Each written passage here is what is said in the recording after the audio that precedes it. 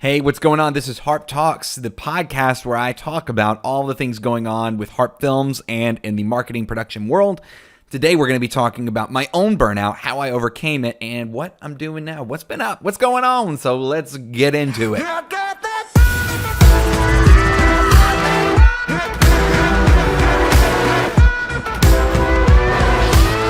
So the big question, I haven't posted a podcast or a social media post or a wedding film or a commercial or really anything for months now, probably going on 6-7 months, something like that. So I guess the big question is, what's going on? What the heck is happening? So the short end of everything is that everything is okay.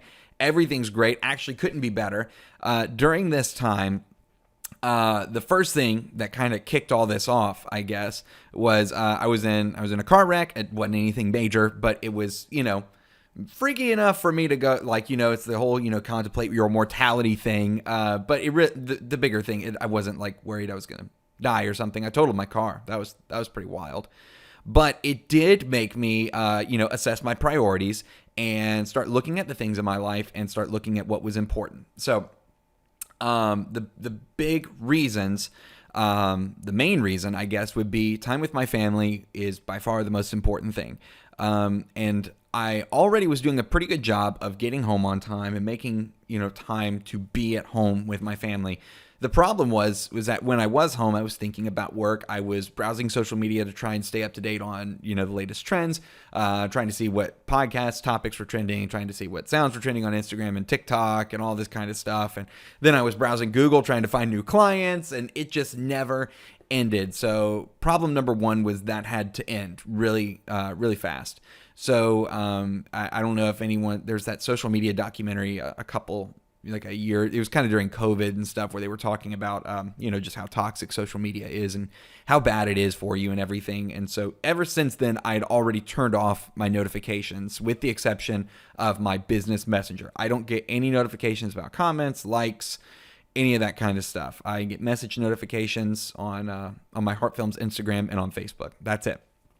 And that was a conscious decision at that time to kind of force me to spend less time on social media. But even still, what was happening is during the downtime, whenever I was hanging out at home and everything, the default was just, okay, nothing's going on. You're browsing Instagram. Instagram's my drug of choice, but it could be TikTok for you, it could be YouTube. Oh, YouTube is actually a big one for me too.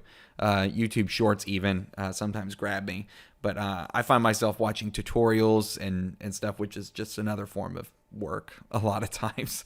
But so the byproduct of making the further decision to spend less time on social media was that I wasn't as up to date on social media trends. I wasn't staying, in the groove. And so that took me out of my groove, which is not a bad thing.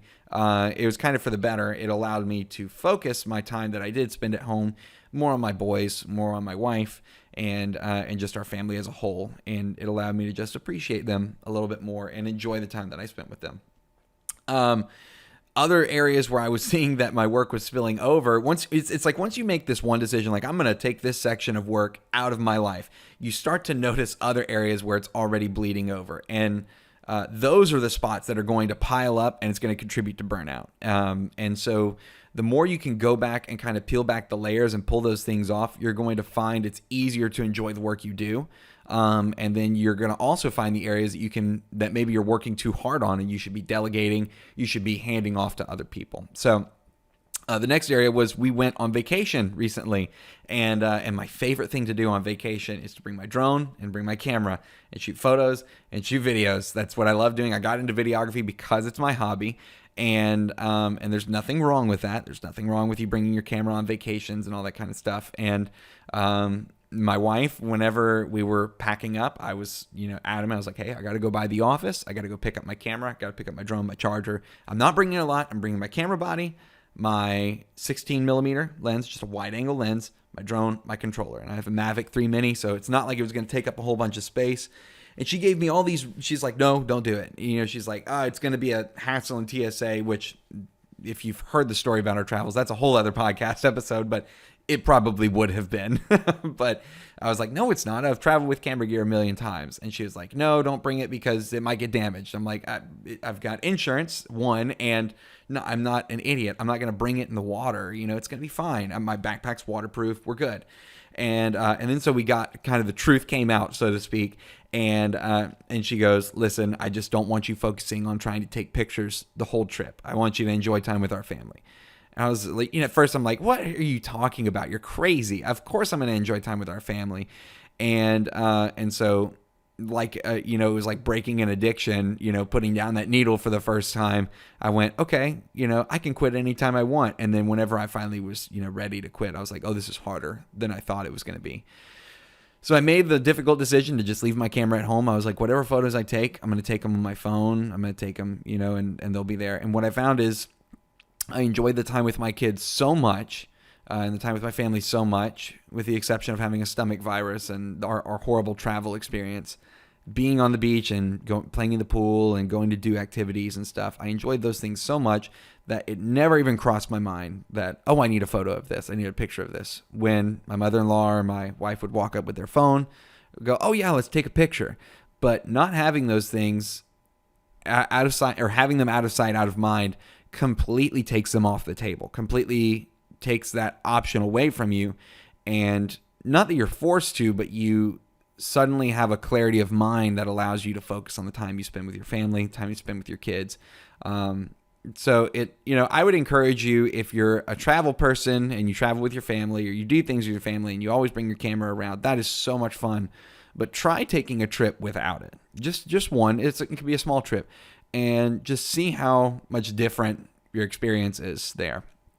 Because at least for me, it was a totally different experience getting to be super present in the moment with my kids. And the funny thing is, I actually got a weird look. I was filming a wedding this past Saturday, and I got a really strange look from one of the guests there. We were talking about our trip and how it was a great location and we had fun with our kids. And she goes, oh, I bet you took tons of photos and videos. And my response was kind of like I just said now. I was like, actually, because of some input from my wife, some very wise input, I decided to leave my camera at home and be super present in the moment with my kids and just enjoy our vacation. So, all the memories I need are up here.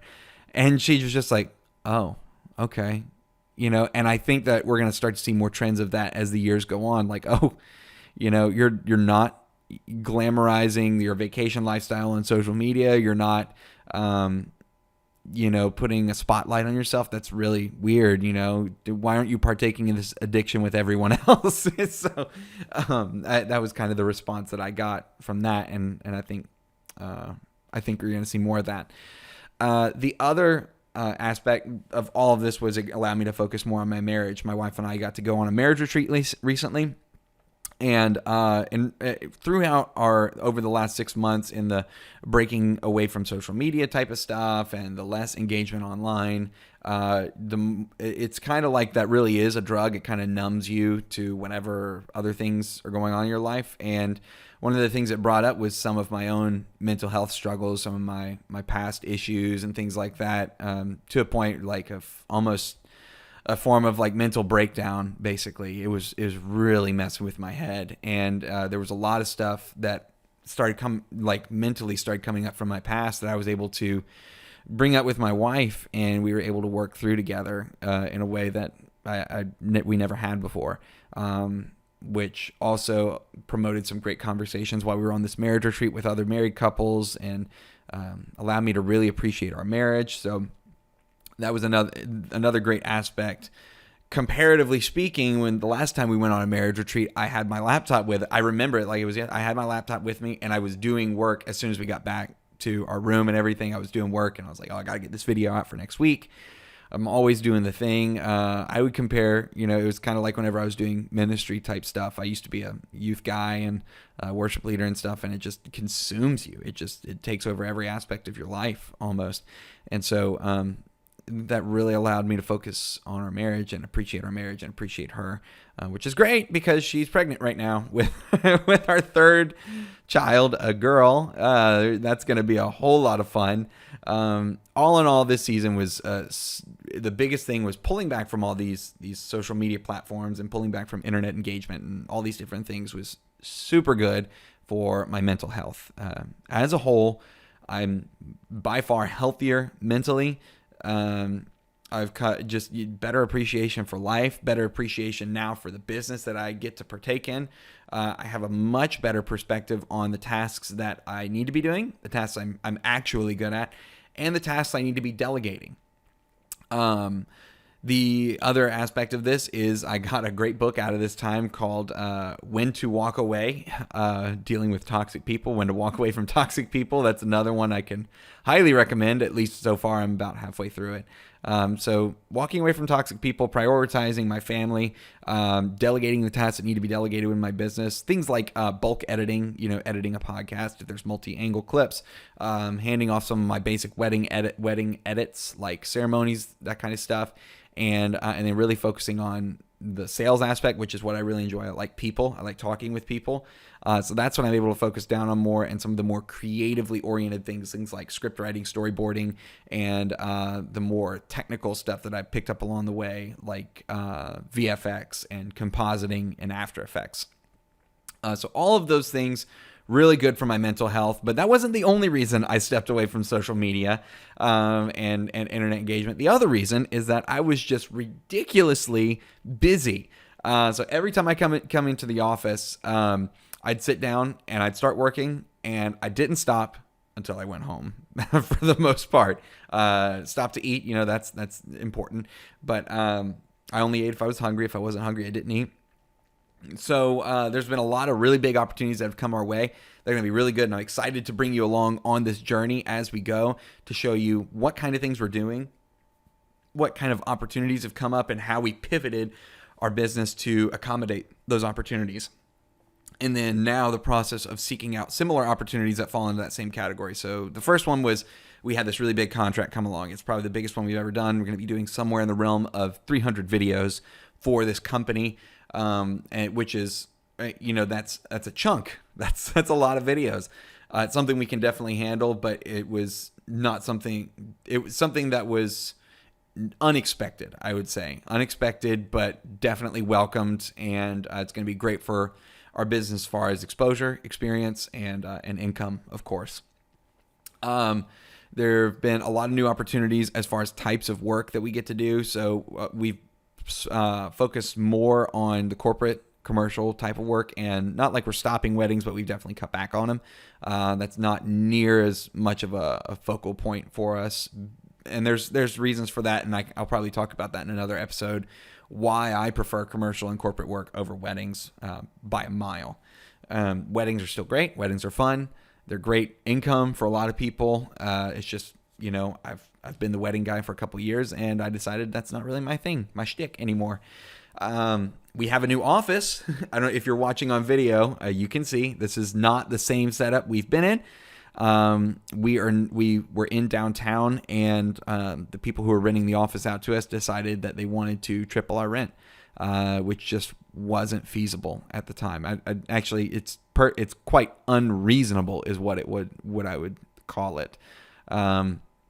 I don't know. I'd love to hear your opinions on that. If your landlord came in and they hadn't really been keeping up your property, and other residents were allowed to walk through your space at any point during the day, they would just enter through your office all the time, and you had open ceilings that were not that were basically available to the public at any given point. Would you call that a good reason to triple rent? I wouldn't. But maybe I'm the crazy one here.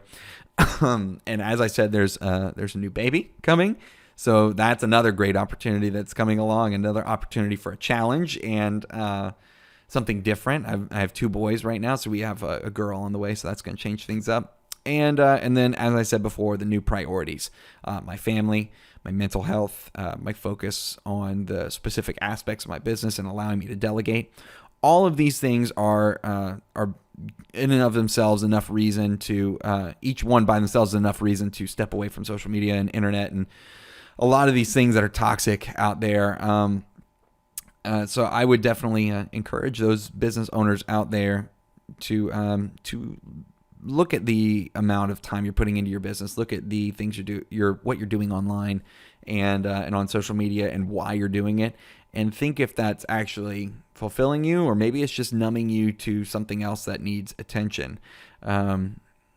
Social media is a heck of a painkiller, and sometimes painkillers can just cover up larger symptoms, larger disease, and it might not be a bad idea to get off those painkillers and see what's actually bugging you, and then get some help for it. So I think that's about all I got for today. Just talking about my own burnout, if you could call it that. I mean, I would say that I got burned out on social media. I got burned out on my own business, was ready to quit, ready to be done, and then taking a break from everything, like I said before, getting a bird's eye view of everything, taking inventory of what all's going on in your life, and then organizing it. Just taking some time to organize will really do some wonders for you in the long run. So I'd love to hear from you. If you have any other topics you'd like for me to discuss, if you're watching this on YouTube, leave a comment below. I'd love to take some suggestions. If you're listening to this on Spotify, maybe reach out on Instagram, shoot me a DM at Harp Films, or you can reach out on the website, harpfilms.com, or shoot me an email, Dakota at harpfilms.com. I'm looking forward to chatting with you, and I'm looking forward to the next episode just as much.